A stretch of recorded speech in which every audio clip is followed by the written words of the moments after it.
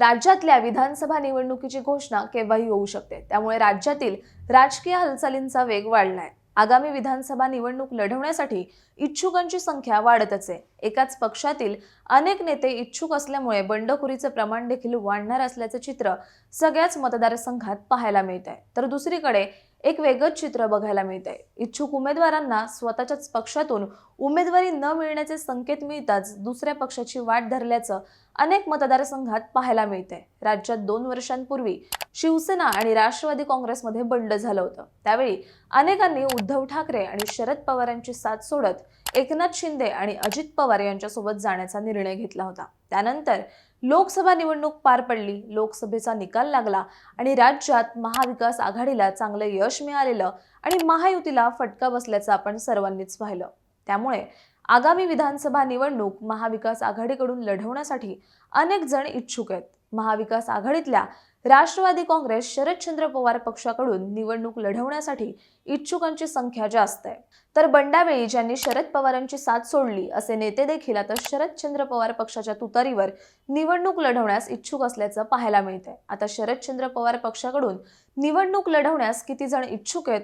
पक्ष सोडून पुन्हा पक्षात आलेल्यांना संधी मिळणार का?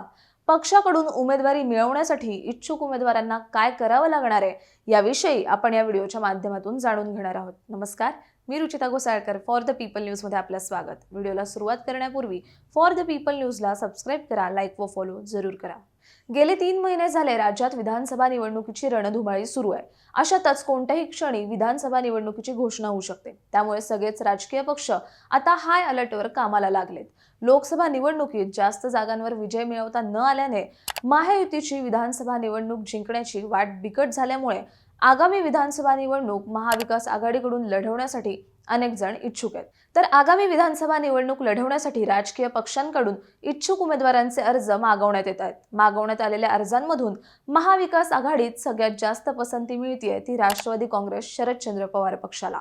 शरद पवार गटाकडून निवडणूक लढवण्यासाठी अनेक जण इच्छुक आहेत। राष्ट्रवादी काँग्रेस शरदचंद्र पवार पक्षाच्या तुतारीवर निवडणूक लढवण्यासाठी राज्यातून तब्बल 1600 अर्ज पक्षाकडे आल्याची माहिती समोर आली आहे। तर शरद पवार गटाकडून इच्छुक असलेल्या उमेदवारांच्या मुलाखती घेऊन मगच उमेदवारी देणार असल्याचं देखील समोर आलंय।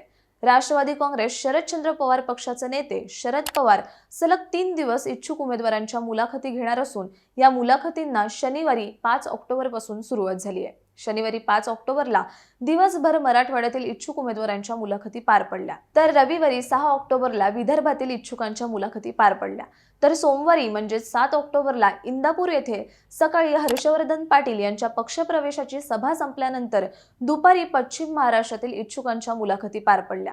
तर महाविकास आघाडीत राष्ट्रवादी शरदचंद्र पवार पक्षाला 80 ते 90 जागा सुटण्याची शक्यता आहे। या 80 ते 90 जागांसाठी राज्यातून तब्बल 1600 अर्ज पक्षाकडे आले असून त्यापैकी नाशिक जिल्ह्यातील देवळाली मतदारसंघातून तब्बल 68 अर्ज आल्याची माहिती समोर आली आहे। तर बीड जिल्ह्यातून 57 इच्छुक उमेदवारांनी मुलाखती दिल्याची माहिती बीड लोकसभा मतदारसंघाचे राष्ट्रवादी काँग्रेस शरदचंद्र पवार पक्षाचे खासदार बजरंग सोनवणे यांनी दिली आहे। तर महाविकास आघाडीतून जागा वाटपावेळी जे मतदारसंघ 100% शरद पवार गटाच्या वाटेला येतील अशा मतदारसंघांसाठी जास्त अर्ज आल्याची माहिती समोर आली आहे। यामध्ये मोहोळ, फलटण, दिंडोरी, उदगीर, भुसावळ, मेहकर, मूर्तिजापूर, उमरेड, शहापूर, अंबरनाथ, माळशिरस विधानसभा मतदारसंघांचा समावेश आहे। आगामी विधानसभा निवडणूक आपण जर शरदचंद्र पवार गटाकडून लढलो तर आपला विजय निश्चित असल्याचं इच्छुक उमेदवारांचं म्हणणं आहे। यामुळेच सत्ताधारी पक्षातून अनेक माजी आमदार आणि नेते शरद पवार यांची भेट घेताना दिसतात।